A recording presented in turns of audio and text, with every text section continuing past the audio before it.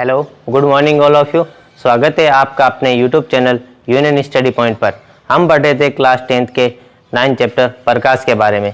कल हमने पढ़ा था प्रकाश के परावर्तन के नियम और समतल दर्पण से प्रतिबिंब के बारे में। अगर आपने हमारे पहले वाली क्लास नहीं देखी है तो डिस्क्रिप्शन में उसका लिंक दिया गया है, वहाँ जाकर पहले वाली क्लास देखें ताकि ये क्लास आपको अच्छे से समझ में आए। आज हम पढ़ेंगे गोलीय दर्पण के बारे में। कल जो हमने पढ़ा था वो था समतल दर्पण, जो हम सामान्यतः घर में यूज में लेते हैं, और आज हम पढ़ेंगे गोलीय दर्पण के बारे में। गोलीय दर्पण, गोलीय दर्पण जो एक वृत्त का ही भाग होता है। वृत्त तो गोल होता है ये। अब इसको यहाँ से काट देते हैं, ये इतना काट दिया, ये हो जाता है गोलीय दर्पण। सामान्यतः जो घर में हम चम्मच यूज में लेते हैं, छोटा वाला चम्मच, वो इस प्रकार होता है, उसे हम उसी प्रकार का गोलीय दर्पण होता है। गोलीय दर्पण की एक साइड पॉलिश की हुई होती है। अगर हम इसके अंदर की साइड पॉलिश करेंगे, ऐसे अंदर की साइड पॉलिश करेंगे, तो ये हो जाएगा आपके उत्तल दर्पण। और इसके हम बाहर की साइड पॉलिश करेंगे तो ये हो जाएगा आपके अवतल दर्पण। अवतल दर्पण। अब गोलीय दर्पण, इसकी जो पॉलिश होती है वो या तो एल्यूमिनियम की होगी या फिर चांदी की होगी। अब गोलीय दर्पण की परिभाषा देख लेते हैं कि गोलीय दर्पण कहते किसे हैं।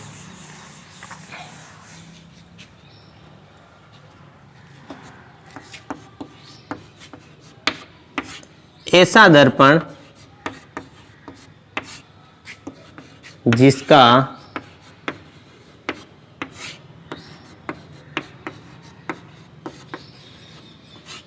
परावर्तक पृष्ठ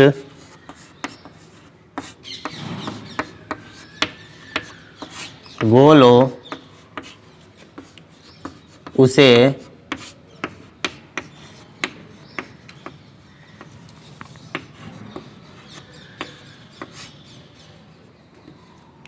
गोलीय दर्पण कहते हैं। परावर्तक पृष्ठ गोल हो, इसे ही कहते हैं परावर्तक पृष्ठ। इसको इसे करके आप बना सकते हो ताकि आपको जब आप रिवीजन करें तब आपको ये समझ में आ जाए। अब गोलीय दर्पण के प्रकार। गोलीय दर्पण दो प्रकार का होता है। दो प्रकार का होता है, एक होता है उत्तल और एक होता है अवतल। पहले उत्तल दर्पण को समझ लेते हैं। उत्तल दर्पण, ये कोई परावर्तक पृष्ठ है, ये इसको हम अंदर से पॉलिश कर देंगे तो ये हो जाएगा उत्तल दर्पण। अवतल दर्पण, इसको बाहर से पॉलिश कर देंगे तो ये हो जाएगा अवतल दर्पण। अब इसको हम परिभाषा के रूप में किस प्रकार लिखेंगे? परिभाषा के रूप में लिखेंगे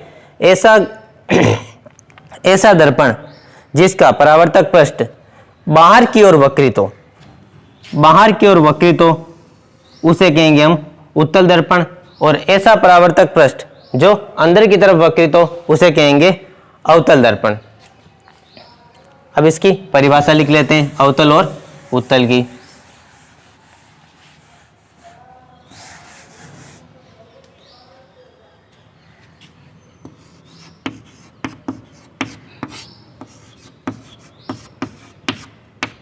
उत्तल दर्पण,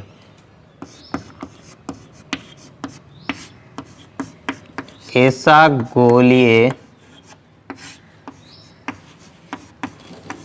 दर्पण जिसका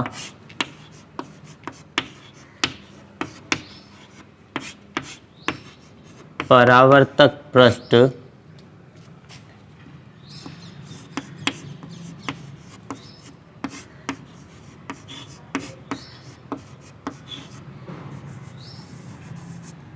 बाहर की ओर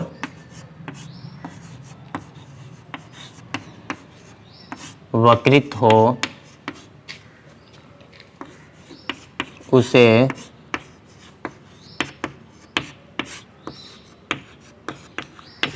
उत्तल दर्पण कहते हैं। उत्तल बाहर की ओर वक्रित हो, ये बाहर की ओर वक्रित कर दिया, इसके अंदर पॉलिश कर दी। पॉलिश या एल्यूमिनियम की होगी या चांदी की होगी, AG या AL। अब इस पे जो किरणें आती है, प्रकाश की जो किरण आती है वो ऐसे होगी। ऐसे तो बहुत सारी किरणें आती है, लेकिन हम 3 ही किरणों से समझ लेते हैं। जैसे ये जो बीच वाली जो किरण है, ये इस उत्तल दर्पण से टकराकर वापस इसी दिशा में आ जाती है, और ये जो किरण होती है ये यहाँ से टकराकर वापस ऐसे चली जाती है, और ये किरण वापस ऐसे चली जाती है। लेकिन ये अंदर की तरफ हमें मिलती हुई प्रतीत होती है कि ये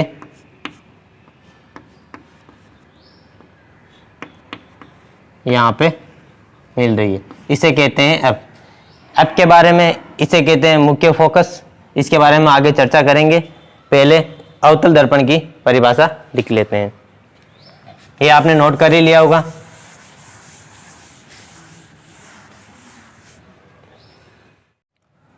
अवतल दर्पण,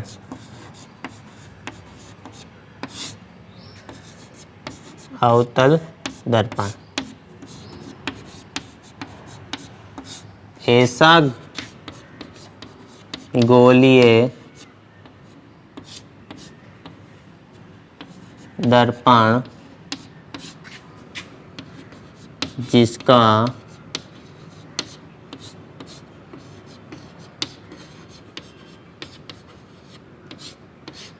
परावर्तक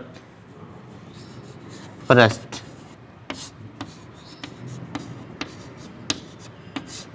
अंदर की तरफ वक्रित हो या मुड़ा हुआ हो, उसे अवतल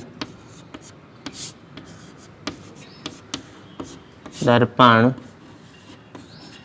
कहते हैं। अब इसके चित्र से समझ लेते हैं कि ये कैसा है। इसके हम बाहर की तरफ पॉलिश कर देते हैं। पॉलिश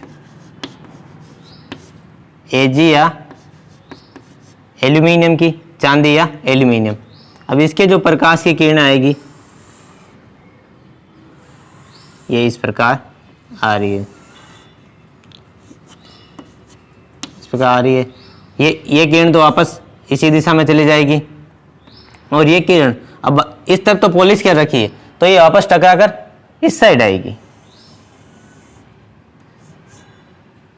ये टकरा कर इस साइड आएगी। तो यहाँ जो बिंदु बनेगा ये यहाँ होगा इसका F, मुख्य फोकस बिंदु। महत्वपूर्ण परिभाषाएं।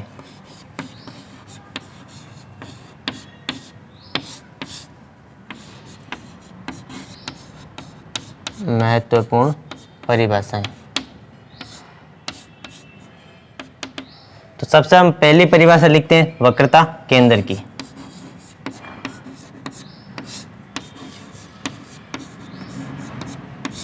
वक्रता केंद्र, फर्स्ट परिभाषा वक्रता केंद्र। अब वक्रता केंद्र ये होता है कि ये कोई परावर्तक पृष्ठ है, ये किसी ना किसी गोले का कटा हुआ भाग होता है। अब पहले उत्तल दर्पण से समझ लेते हैं।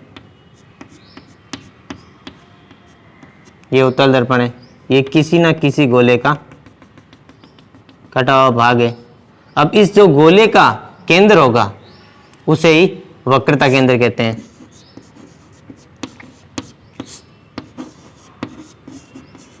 वक्रता केंद्र, और वक्रता केंद्र को C से लिखते हैं। अब अवतल दर्पण में देख लेते हैं।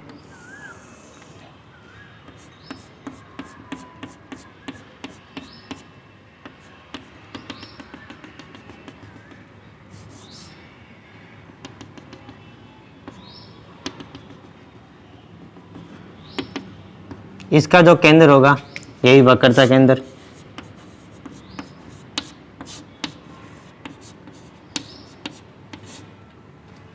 अब इसकी परिभाषा में लिखेंगे परावर्तक पृष्ठ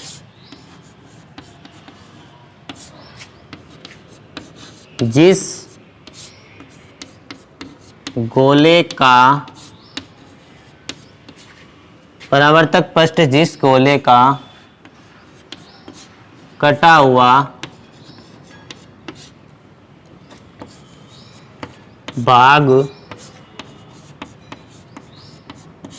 होता है उस गोले के केंद्र को वक्रता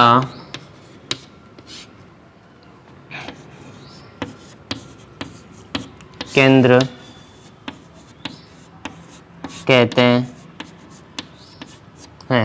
अब आगे हम देख लेते हैं दूसरी परिभाषा, वक्रता त्रिज्या।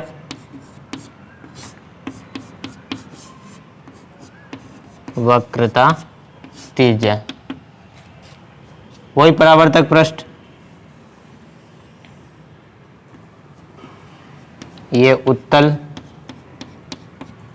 ये किसी न किसी गोले का कटा हुआ भाग। अब इसकी जो त्रिज्या होगी, ये त्रिज्या होती है, इस त्रिज्या को किससे लिखते हैं? आर से। यही होगी आपकी वक्रता त्रिज्या। वक्रता त्रिज्या। अब अवतल दर्पण में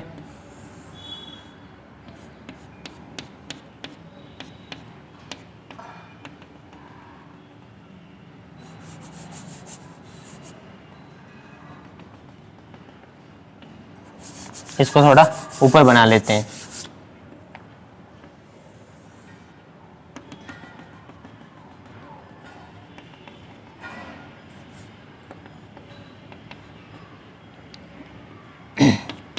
ये अवतल दर्पण, तो इसके जो ये केंद्र है, अब केंद्र से ये जो दूरी होगी इसे ही वक्रता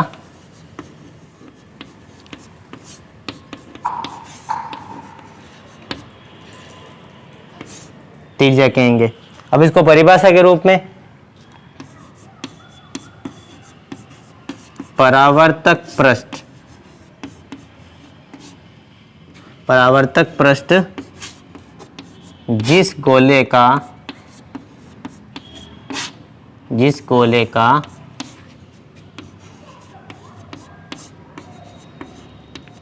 कटा हुआ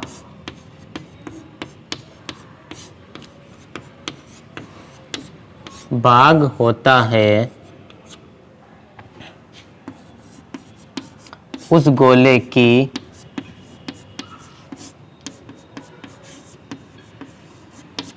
त्रिज्या को वक्रता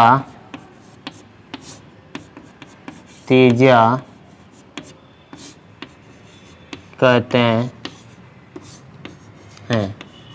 अब एक बार पुनः हम वक्रता केंद्र की परिभाषा देख लेते हैं। परावर्तक पृष्ठ जिस गोले का कटा हुआ भाग होता है उस गोले के केंद्र को वक्रता केंद्र कहते हैं और वक्रता त्रिज्या। परावर्तक पृष्ठ जिस गोले का कटा हुआ भाग होता है उस गोले की त्रिज्या को वक्रता त्रिज्या कहते हैं। आप इसको नोट कर लीजिए। आगे हम देखते हैं ध्रुव के बारे में।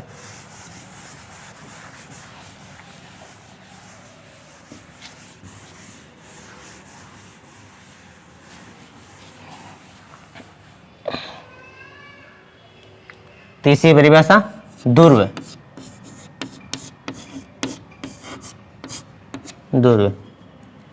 ध्रुव ये जो परावर्तक पृष्ठ है,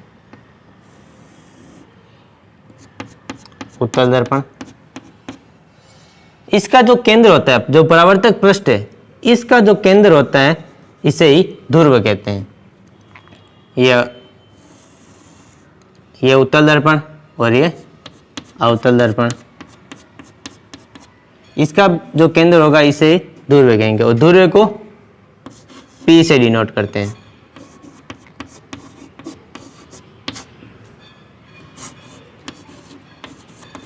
ध्रुव। अब इसकी परिभाषा में लिखेंगे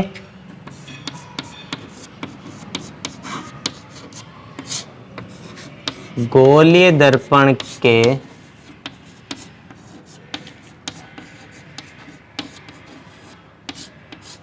परावर्तक पृष्ठ के केंद्र को, गोलीय दर्पण के परावर्तक पृष्ठ के केंद्र को ध्रुव कहते हैं।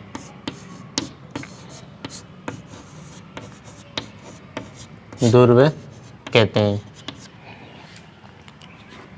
4 नंबर परिभाषा हमारी मुख्य अक्ष।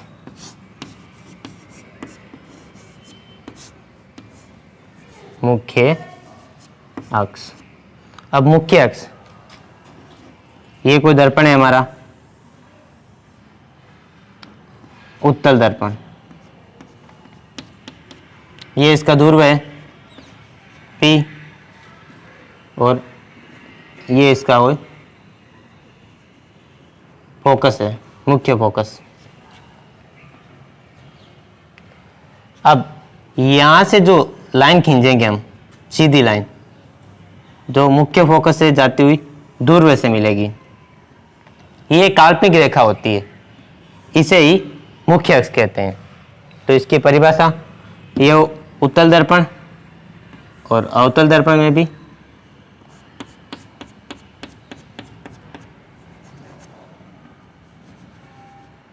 ये इसका ध्रुव है और ये F, ये काल्पनिक रेखा, इसे कहेंगे मुख्य अक्ष।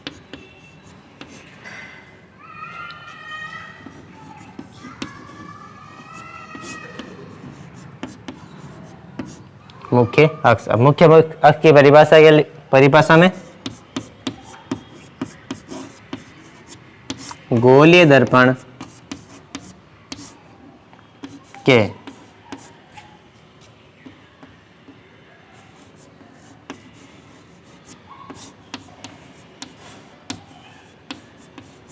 मुख्य फोकस तथा ध्रुव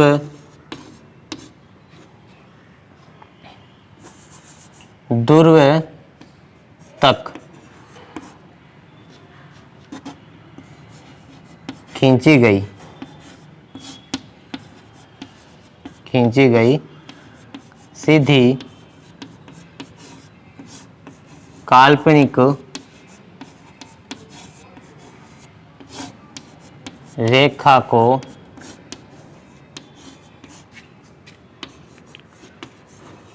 मुख्य अक्ष कहते हैं। अब एक बार वापस ध्रुव की परिभाषा देख लेते हैं। गोलीय दर्पण के परावर्तक पृष्ठ के केंद्र को ध्रुव कहते हैं और मुख्य अक्ष की गोलीय दर्पण के मुख्य अक्ष, मुख्य फोकस तथा ध्रुव तक खींची गई सीधी परावर्तक काल्पनिक रेखा को मुख्य अक्ष कहते हैं। आप इसको नोट कर लीजिए, आगे हम पढ़ेंगे मुख्य फोकस के बारे में।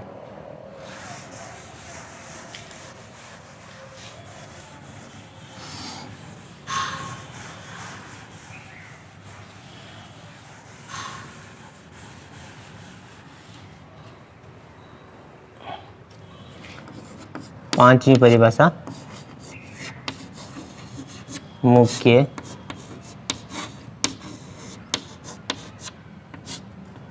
फोकस। अब मुख्य फोकस, ये कोई दर्पण है, गोलीय दर्पण, मान लेते हैं उत्तल दर्पण है। अब इस पे कोई किरण आएगी, समांतर किरण आ रही है, ये यहाँ से टकरा के ये मुख्य अक्ष की किरण है, वो तो वापस उसी दिशा में चली जाएगी, और ये इस दिशा में और ये इस दिशा में। अब ये यहाँ से चली जाती है, लेकिन हमें आगे यहाँ पे प्रतीत होती है या हमें आभास होता है कि ये यहाँ पे आगे बढ़ रही है कि नहीं। ये अगर यहाँ आगे बढ़ेगी तो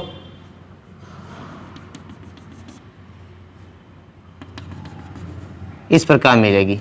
तो यहाँ पे जो बिंदु बनेगा उसे ही मुख्य फोकस कहते हैं।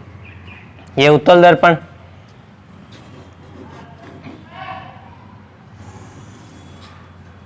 अवतल दर्पण में देख लेते हैं। अवतल दर्पण, अवतल दर्पण में ये प्रकाश की किरणें, समांतर प्रकाश की किरणें, ये आएगी यहाँ पे आपतित होगी और ये तो वापस इसी दिशा में चल जाएगी। ये यहाँ पे अवतल दर्पण है, तो अवतल दर्पण ये यहाँ से परावर्तित होकर वापस इस साइड आएगी और ये इस साइड। तो यहाँ पे जो बिंदु बनेगा अवतल दर्पण में, ये होगा हमारा मुख्य फोकस। तो ये आपका अवतल दर्पण और ये उत्तल दर्पण। अब इसकी परिभाषा कैसे लिखेंगे? गोलीय दर्पण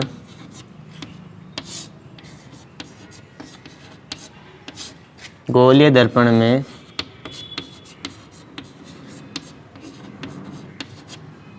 समांतर किरणें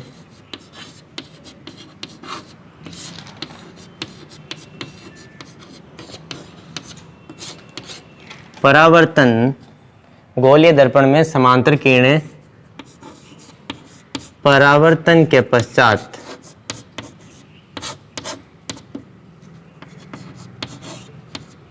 जिस बिंदु पर मिलती है या मिलती हुई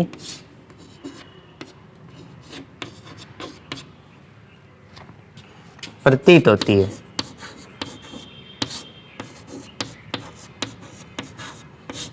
होती है, उसे उस बिंदु को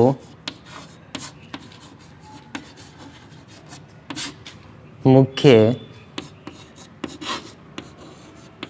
फोकस कहते हैं। आगे हम छठी परिभाषा देखते हैं। फोकस दूरी,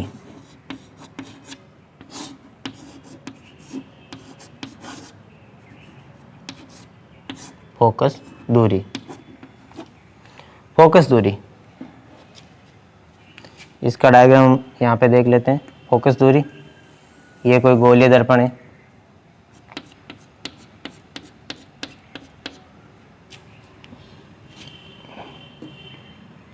ये परावर्तक पृष्ठ का जो केंद्र होता है उसे ध्रुव कहते हैं, इसे P0 से, P से, और जो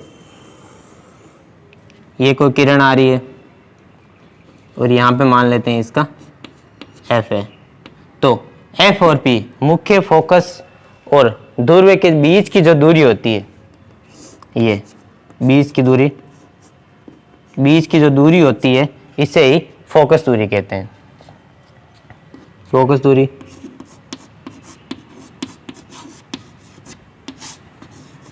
गोलीय दर्पण में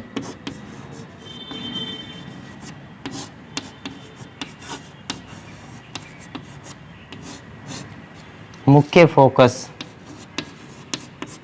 तथा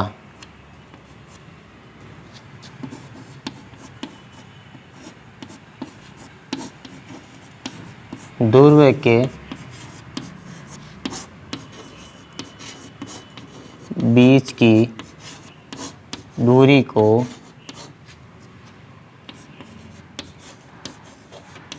फोकस दूरी कहते हैं। मुख्य फोकस गोलीय दर्पण में समांतर किरणें परावर्तन के पश्चात जिस बिंदु पर मिलती है या मिलती हुई प्रतीत होती है उस बिंदु को मुख्य फोकस कहते हैं। फोकस दूरी गोलीय दर्पण में मुख्य फोकस तथा ध्रुव के बीच की जो दूरी होती है उसे फोकस दूरी कहते हैं।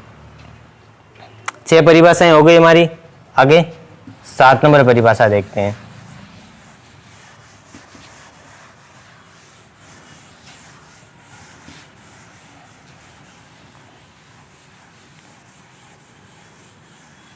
सात नंबर परिभाषा द्वारक।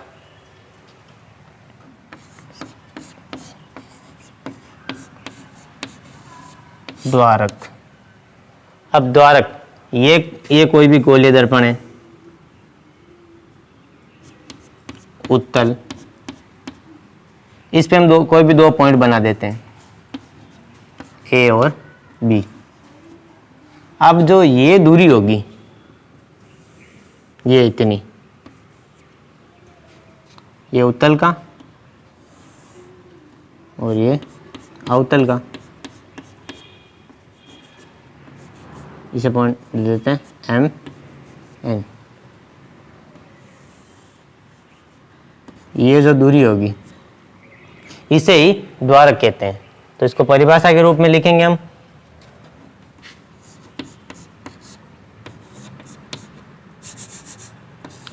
परावर्तक पृष्ठ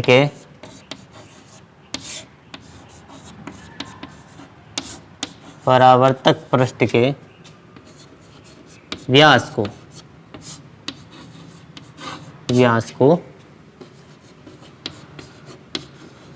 द्वारक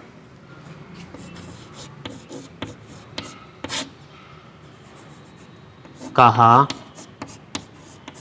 जाता है। परावर्तक पृष्ठ के व्यास को द्वारक कहा जाता है। 8 नंबर परिभाषा। 8 नंबर परिभाषा है कि परावर्तक पृष्ठ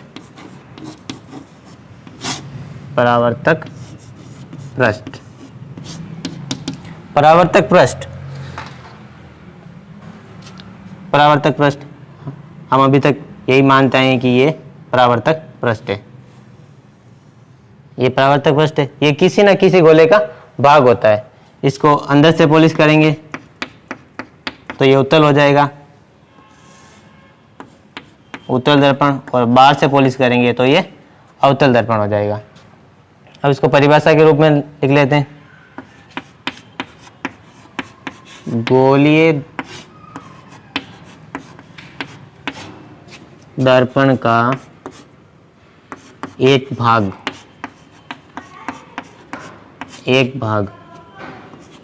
जो अंदर या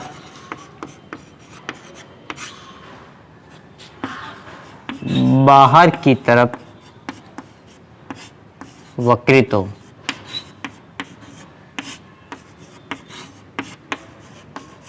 उसे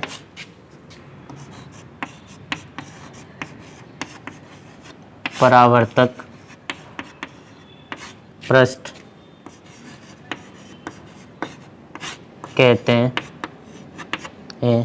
आशा करता हूँ आपको ये मेरी क्लास पसंद आई होगी।